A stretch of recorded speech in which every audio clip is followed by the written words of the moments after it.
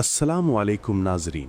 एक ऐसा बद्दू जिसका नाम जाहिलियत में ज़ैदुल खैल था, घोड़ों का ज़ैद। इसकी जिंदगी का हर लम्हा खतरों से भरा था, डाका जनी, इंतकाम और जंगल के कवानीन पर कायम। लेकिन फिर एक दिन तकदीर उसे मदीना ले आई, जहां मोहम्मद सल्लल्लाहु अलैहि वसल्लम ने इसका नाम बदल दिया। अब वो ज़ैदुल खैर था, नेकी का ज़ैद। लेकिन क्या ये नेकी उसे बचा सकी? जब वो अपनी कौम के लिए इस्लाम का पैगाम लेकर चला तो उसे मालूम नहीं था कि रास्ता मौत के जहर से भरा है। क्या वो अपने मिशन में कामयाब हुआ या रास्ते में ही दम तोड़ दिया? आज की कहानी तारीख के औराक से एक ऐसे हीरो की जो अपनी मौत से मुकाबला करने निकला। इस गैर मामूली और सनसनीखेज सफर की तफसीलात जानने के लिए वीडियो को आखिर तक जरूर देखें। लोग मादनियात की मानंद हैं। जो शख्स जाहिलियत में बेहतर होता है वो इस्लाम में भी बेहतर होता है। जलीलुल कद्र सहाबी रजी अल्लाह की सीरत के दोनों रुख देखिए। पहला रुख तो दौरे जाहिलियत का है और दूसरा रुख इस्लाम का। दौरे जाहिलियत में इन्हें लोग ज़ैदुल खैल के नाम से पुकारते थे, लेकिन इस्लाम लाने के बाद रसूल अकरम सल्लल्लाहु अलैहि वसल्लम ने उनका नाम ज़ैदुल खैर तजवीज़ किया। तस्वीर का पहला रुख तारीखी किताबों में यूं बयान किया गया है। मौर्रख शैबानी बनु आमिर के एक मुअम्मर शख्स के हवाले से बयान करते हैं कि एक साल कहत पड़ा, जिससे खेती बाड़ी तबाह हो गई। हम में से एक फर्द अपने अहले खाना को लेकर हैरा शहर की तरफ रवाना हो गया। घर वालों को वहां छोड़कर कहने लगा, मेरे वापस आने तक मेरा इंतजार करना। फिर उसने ये कसम खाई, या तो मैं इनके लिए माल कमा कर लाऊंगा वरना मर जाऊंगा। फिर कुछ ज़्यादा रह लिया और दिन भर चलता रहा। रात आई तो उसने एक खैमा देखा, उसके करीब घोड़ा बंधा हुआ था। उसने दिली में कहा, यह पहला माल गनीमत है। उसकी रस्सी खोली, उस पर सवार होने लगा तो फिजा में उसने एक आवाज सुनी जिसमें यह हुक्म था, इसे रहने दो और अपनी जान बचाओ। तो वो इसे छोड़कर आगे चल दिया। 7 दिन सफर करने के बाद एक ऐसी जगह पे पहुंचा जहां ऊंटों का एक बाड़ा था और एक तरफ चमड़े का एक बहुत बड़ा खैमा नस्ब था, जिससे खुशहाली की झलक नुमाया नजर आती थी। उस शख्स ने अपने दिल में कहा, इस बाड़े में जरूर ऊंट होंगे और जाहिर है इस खैमे में भी कुछ लोग होंगे। फिर उसने खैमे जैसे में बड़ी ही एहतियात से झांका। सूरज उस वक्त गुरूब हो रहा था। क्या देखता है कि खैमे के वस्त में एक बूढ़ा आदमी बैठा हुआ है। तो ये दबे पांव उसके पीछे जाकर बैठ गया। बूढ़े को उसकी आमद का कुछ पता न चला। थोड़ी ही देर बाद सूरज गुरूब हो गया तो एक भारी भरकम शहसवार नमूदार हुआ। इस जैसा कदावर शख्स उसने कभी न देखा था। वो एक उम्दा घोड़े पर सवार था। दाएं बाएं 2 घोड़ाम लगाम थामे चल रहे थे और इनके जलवे में तकरीबन 100 ऊंटनियां भी थीं। इनके आगे एक देव हैकल ऊंट था। ऊंट जब बैठा तो सब ऊंटनियां भी उसके इर्द गिर्द बैठ गईं। शहसवार ने एक मोटी ताजी ऊंटनी की तरफ इशारा करते हुए खादिम से कहा, इसका दूध धो लो। उसने फौरन हुक्म की तामील करते हुए दूध दोहा, यहाँ तक कि बर्तन भर गया। उसने बर्तन रख दिया। वो शख्स कहता है कि मैं दबे पांव आगे बढ़ा, बर्तन पकड़ा और तमाम दूध पी गया। गुलाम वापस आया और बर्तन उठाकर ले गया और अर्ज की, मेरे आका शेख ने तो तमाम दूध पी लिया है। ये सुनकर शहसवार बहुत खुश हुआ और हुक्म दिया, अब इस दूसरी ऊंटनी का दूध धोकर शेख की खिदमत में एक और दूध का प्याला पेश करो। गुलाम ने फिर हुक्म की तामील की। शेख ने एक घूंट पिया और छोड़ दिया। वो शख्स कहता है कि मैंने दूध का प्याला पकड़ा और उसमें से निस्फ पी गया। अचानक मेरे दिल में ख्याल आया कि अगर मैंने इस दफा भी तमाम दूध पी लिया तो शहसवार के दिल में शक पैदा हो जाएगा। फिर शहसवार ने अपने दूसरे गुलाम को हुक्म दिया कि एक बकरी ज़बह करे, तो उसने बकरी ज़बह कर दी। शहसवार ने बजाते खुद गोश्त भूना और शेख को अपने हाथ से खिलाया। जब वो खूब सेर हो गया तो फिर खुद और इसके दोनों गुलामों ने खाया। थोड़ी ही देर बाद तमाम लेट गए और गहरी नींद सो गए। इस मौके को गनीमत समझते हुए मैं ऊंट के पास आया, उसकी रस्सी खोली, उस पर सवार होकर एड़ी लगाई तो ऊंट चल पड़ा और इसके साथ ही तमाम ऊंटनियां भी चल पड़ी। मैं रात भर चलता रहा। जब सुबह हुई तो मैंने हर तरफ नजर दौड़ाई। मुझे ऐसा कोई शख्स दिखाई न दिया जो मेरा ताकुब कर रहा हो। मैंने रफ्तार और तेज कर दी, यहाँ तक कि काफी दिन चढ़ाया। फिर मैंने एक तरफ देखा तो दूर से एक बहुत बड़ी बला मेरी तरफ बढ़ती हुई दिखाई दी। वो मुसलसल मेरे करीब होती जा रही थी। जब बिल्कुल करीब पहुंची तो पता चला कि ये तो वही शाहसवार है जो अपने ऊंटों की तलाश में मेरा ताकुब कर रहा है। मैंने ऊंट को एक तरफ बांध दिया और अपनी तरकश से तीर निकालकर कमान में रखकर ऊंट की ओट में निशाना बांधकर खड़ा हो गया और वो शाहसवार कुछ फासले पर खड़ा हो गया। उसने मुझे कहा, ऊंट की रस्सी खोल दो। میں نے کہا یہ نہیں ہو سکتا، میں ہیرا شہر میں بے بسی کے عالم میں بھوکی پیاسی عورتیں اور بچے چھوڑ کر آیا ہوں، اور میں نے قسم کھائی ہے کہ میں اپنے گھر والوں کے پاس یا تو کچھ مال لے کر جاؤں گا ورنہ مر جاؤں گا۔ اس نے کہا، ارے کمبخت، تم اپنے آپ کو اب مردہ ہی سمجھو، میرا حکم ہے شرافت سے اونٹ کی رسی کھول دو۔ میں نے کہا، میں تو ہرگز تجھے اونٹ نہیں دوں گا۔ اس نے کہا، تم بڑے مغرور ہو، مجھے جانتے نہیں ہو کہ میں کون ہوں؟ پھر کہا، مجھے اس اونٹ کی لگام بتاؤ کدھر ہے؟ اس میں 3 گرہیں تھیں۔ پھر اس نے مجھے کہا، بتاؤ کس گرہ پہ نشانہ لگاؤں؟ میں نے اشارہ کیا درمیانی گرہ میں۔ اس نے تیر پھینکا تو وہ درمیانی گرہ میں آ کر اس طرح پیوست ہو گیا جیسا کہ اسے اپنے ہاتھ سے وہاں نصب کیا ہو۔ پھر اس نے دوسری اور تیسری گرہ کو نشانہ لگایا۔ جب میں نے تیر اندازی کی یہ مہارت دیکھی تو میں خوفزدہ ہو گیا اور اپنا تیر ترکش میں رکھ لیا اور با ادب انداز میں کھڑا ہو گیا۔ شاہ سوار میرے پاس آیا، میری تلوار اور تیروں سے بھری ترکش مجھ سے لی اور کہا، میرے پیچھے سوار ہو جاؤ۔ میں اس کے پیچھے سوار ہو گیا۔ اس نے مجھ سے دریافت کیا، میں تیرے ساتھ بھلا کیا سلوک کروں گا؟ میں نے عرض کی، کسی اچھے سلوک کی تو مجھے توقع نہیں۔ اس نے کہا، کیوں؟ میں نے عرض کی، چونکہ میں نے تمہیں بہت پریشان کیا ہے اور اب اللہ نے تمہیں کامیاب کر دیا ہے، اور پھر اس وقت میں تمہارے قبضے میں ہوں۔ اس نے کہا، کیا تمہارا خیال ہے کہ میں تیرے ساتھ برا سلوک کروں گا جبکہ تو نے میرے باپ ملہل کے ساتھ بیٹھ کر کھانا کھایا ہے اور تم ایک رات اس کے مشروب کے ساتھی بھی رہے ہو؟ جب میں نے اس کے منہ سے ملہل کا نام سنا تو میں نے دریافت کیا، کیا تم زید الخیل ہو؟ اس نے کہا، ہاں۔ میں نے عرض کی، تو پھر مجھ پر مہربانی کریں۔ اس نے کہا، گھبراؤ نہیں، مجھے کچھ بھی نہیں کہا جائے گا۔ وہ مجھے اپنے ڈیرے پر لے گیا۔ وہاں جا کر اس نے مجھ سے کہا، خدا کی قسم اگر یہ اونٹ میرے ہوتے تو سبھی تجھے دے دیتا، لیکن یہ میری ایک بہن کی ملکیت ہے۔ تم میرے پاس چند دن رہو، میں ایک ڈاکہ مارنے والا ہوں، اس میں جو کچھ ہاتھ لگے گا وہ تمہیں دوں گا۔ 3 دن بعد اس نے قبیلہ بنو نمر کے ہاں ڈھاکہ ڈالا۔ تقریباً 100 اونٹنیاں اس کے ہاتھ آئیں، وہ سب مجھے دے دیں، اور میرے ساتھ چند آدمی بھی بھیج دیے تاکہ وہ میری حفاظت کریں، یہاں تک کہ میں ہیرا شہر پہنچ گیا۔ یہ زید الخیل کی زمانہ جاہلیت میں سیرت کا ایک پہلو تھا، لیکن دور اسلام میں ان سے متعلق داستان تاریخی کتابوں میں کچھ اس انداز میں تحریر کی گئی ہے۔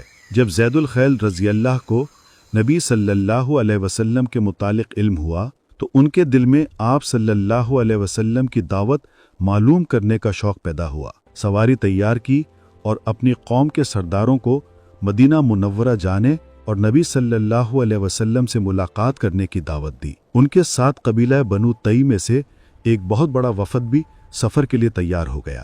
اس وفد میں زر بن سدوس، مالک بن جبیر، عامر بن جوین سمیت دیگر سردار شامل تھے۔ جب یہ مدینہ منورہ پہنچے تو مسجد نبوی کا رخ کیا، اپنی سواریاں مسجد کے دروازے پر بٹھا دیں۔ دیکھا کہ رسول اللہ صلی اللہ علیہ وسلم منبر پر کھڑے لوگوں سے خطاب فرما رہے ہیں۔ ان کے دلوں پر آپ صلی اللہ علیہ وسلم کی باتوں کا بہت رعب طاری ہو گیا، اور مسلمانوں کا آپ صلی اللہ علیہ وسلم سے قلبی تعلق اور ادب و احترام دیکھ کر بہت حیران ہوئے۔ جب رسول اللہ صلی اللہ علیہ وسلم کی ان پر نظر پڑی تو آپ نے مسلمانوں کو مخاطب ہو کر فرمایا، میں تمہارے لیے اس عربی سے بہتر ہوں جس کی تم پوجا کرتے ہو۔ زید الخیل اور ان کے ساتھیوں کے دلوں پر آپ صلی اللہ علیہ وسلم کی گفتگو کا 2 طرح کا اثر مرتب ہوا۔ بعض نے متاثر ہو کر حق کو قبول کر لیا اور بعض نخوت و تکبر ہا شکار ہو کر منہ پھیر کر واپس چل دیے۔ اس طرح ایک گروہ جنتی بن گیا اور دوسرا جہنمی۔ زر بن سدوس رسول اللہ صلی اللہ علیہ وسلم کا خوشگوار اور عمدہ موقف نہ سمجھ سکا، جسے مومن دل اور مد بھری آنکھیں اپنے اندر جذب کر لیتی ہیں، بلکہ حسد اس کے دل میں سرایت کر گیا اور خوف اس کے دل میں سما گیا۔ پھر اپنے ساتھیوں سے کہنے لگا، آج میں ایک ایسے شخص کو دیکھ رہا ہوں جو تمام اہل عرب کی گردنوں کا مالک بن جائے گا۔ اللہ کی قسم، میں اسے اپنی گردن کا مالک نہیں بننے دوں گا۔ پھر وہ علاقہ داہ شام کی طرف چل پڑا۔ وہاں جا کر اس نے اپنا سر منڈوا لیا اور نصرانیت قبول کر لی۔ لیکن حضرت زید رضی اللہ اور چند دوسرے ساتھیوں کو کچھ نرالی ہی شان نصیب ہوئی۔ جب رسول اللہ صلی اللہ علیہ وسلم اپنے خطبے سے فارغ ہوئے تو جناب زید رضی اللہ मुसलमानों के मजमे में खड़े हुए। आप बड़े खूबसूरत और दराज कद थे। उनका कद इतना लंबा था कि जब घोड़े पर होते तो पांव जमीन को छूते। मजमे में खड़े होकर बाआवाज़ बुलंद कहा, या मोहम्मद सल्लल्लाहु अलैहि वसल्लम, मैं इकरार करता हूँ अल्लाह के सिवा कोई माबूद हकीकी नहीं और आप यकीनन अल्लाह के रसूल हैं।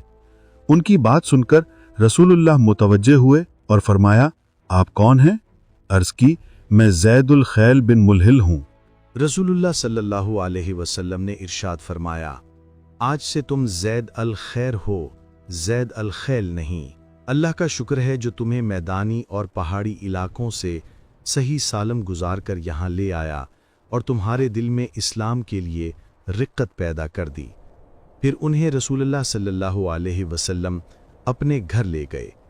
आप सल्लल्लाहु अलैहि वसल्लम के साथ हज़रत उमर बिन ख़त्ताब रज़ी अल्लाह और दीगर सहाबाए कराम रज़ी अल्लाह की एक जमात भी थी। जब घर पहुंचे तो रसूलुल्लाह सल्लल्लाहु अलैहि वसल्लम ने टेक लगाने के लिए तकिया दिया, लेकिन उन्होंने रसूलुल्लाह सल्लल्लाहु अलैहि वसल्लम की मौजूदगी में टेक लगाना सूए अदब समझते हुए तकिया वापस कर दिया।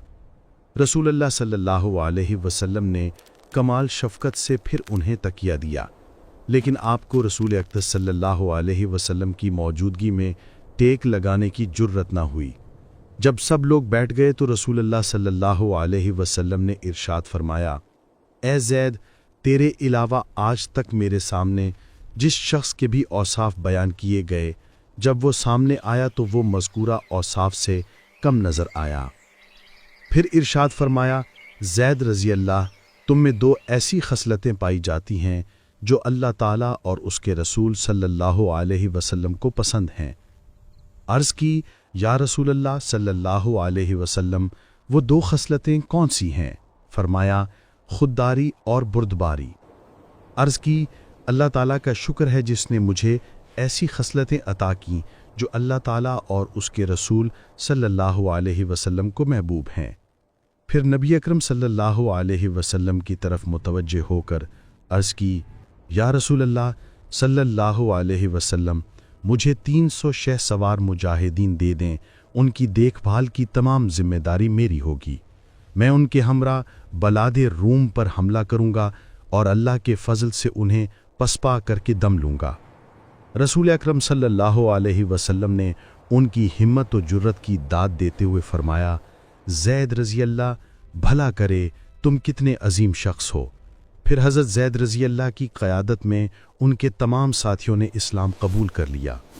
जब हज़रत ज़ैद रज़ी अल्लाह और उनके साथियों ने अपने वतन नजद वापस जाने का इरादा किया तो नबी सल्लल्लाहु अलैहि वसल्लम ने अलविदा करते हुए फरमाया, ये शख्स कितना अजीम है, इसकी कितनी शान होगी, काश ये मदीना की वबा से महफूज रहे। इन दिनों मदीना मुनव्वरा में मियादी बुखार की वबा फैली हुई थी। हज़रत ज़ैद रज़ी अल्लाह को भी इस वबा ने आ लिया। उन्होंने अपने साथियों से कहा, मुझे तई के शहरों से दूर अलग रखना। हमारे दरमियान जाहिलाना हमाकतों की बिना पर जवान मर्दी और बहादुरी के मौरके हुआ करते थे। अल्लाह की कसम, मैं मरते दम तक किसी मुसलमान से नहीं लड़ूंगा। हज़रत ज़ैद रज़ी अल्लाह ने अपने वतन नजद की तरफ सफ़र जारी रखा और हालत ये थी कि बुखार दिन ब दिन तेज़ होता जा रहा था। उनकी दिली तमन्ना थी कि अपनी कौम से मिलें और उसे इस्लाम की दावत दें और पूरी कौम उनके ज़रिए से इस्लाम कबूल कर ले। ये मौत से आगे बढ़ने की कोशिश कर रहे थे और मौत उनसे आगे बढ़ने की कोशिश कर रही थी, लेकिन मौत उनसे सबकत ले गई। रास्ते में ही रूह कफ से उनसुरी से परवाज़ कर गई।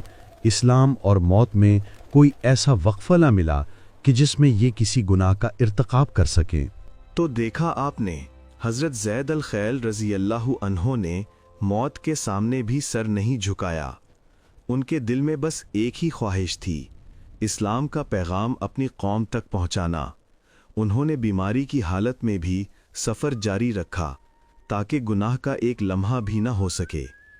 ये है खुददारी, बुर्दबारी और इश्क़ रसूल सल्लल्लाहु अलैहि वसल्लम की वो इंतहा जिस पर अल्लाह ताला और उसके रसूल फ़िदा थे। आपको हज़रत ज़ैद रज़ी अल्लाहु अन्हो के किरदार की कौन सी खूबी सबसे ज़्यादा मुतासर करती है? اپنی قیمتی رائے کامنٹس میں ضرور دیں۔ اگر آپ کو یہ تاریخی داستان پسند آئی ہے تو ویڈیو کو لائک کریں، شیئر کریں اور مزید ایسی سنسنی خیز کہانیوں کے لیے ہمارے چینل کو سبسکرائب کرنا نہ بھولیں۔ ہم جلد ہی ایک نئے تاریخی راز کے ساتھ حاضر ہوں گے۔ تب تک کے لیے اللہ حافظ۔ حضرت زید رضی اللہ کے تفصیلی حالات معلوم کرنے کے لیے درجہ ذیل کتابوں کا مطالعہ کریں۔ 1. الاصابہ مترجم 2941 2. الاستیعاب 1/563 3. الاغانی فہرست دیکھیے 4. تہذیب ابن عساکر فہرست دیکھیے 5. سمت اللالی فہرست دیکھیے 6. خزانۃ الادب البغدادی 2/448 7. ذیل المزیل 33 8. ثمار القلوب 78 9. الشعر والشعراء 1/95 10. حسن الصحابہ رضی اللہ 248